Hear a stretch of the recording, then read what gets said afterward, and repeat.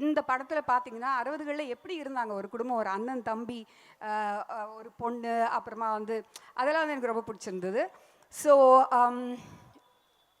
எங்களுக்கு பீரியட் ப்ராப்ஸாக இருக்கட்டும், லொக்கேஷன்ஸாக இருக்கட்டும், காஸ்டியூம்ஸாக இருக்கட்டும், ஜுவல்லரியாக இருக்கட்டும், அண்ட் முகங்களாக இருக்கட்டும்.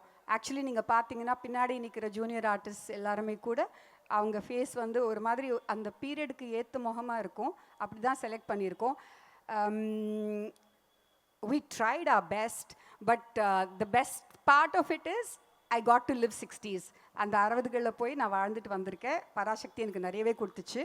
ஐ ஹோப் நீங்கள் வந்து இந்த எக்ஸிபிஷன் பார்க்கும்போது like what ever this tour, நாங்கள் அந்த செட்டில் வந்து என்னென்ன ஃபீல் பண்ணோமோ, லைக் அந்த ப்ராப்பை லைக் யூனோ லேண்டர்ன்ஸாக இருக்கும், ஒரு சிம்னியாக இருக்கும், அப்புறமா வந்து ஒரு ஒரு ஸ்லேட்டு பல்பம், எது எடுத்தாலும் அது ஒரு ஒரு நாஸ்டால்ஜியா.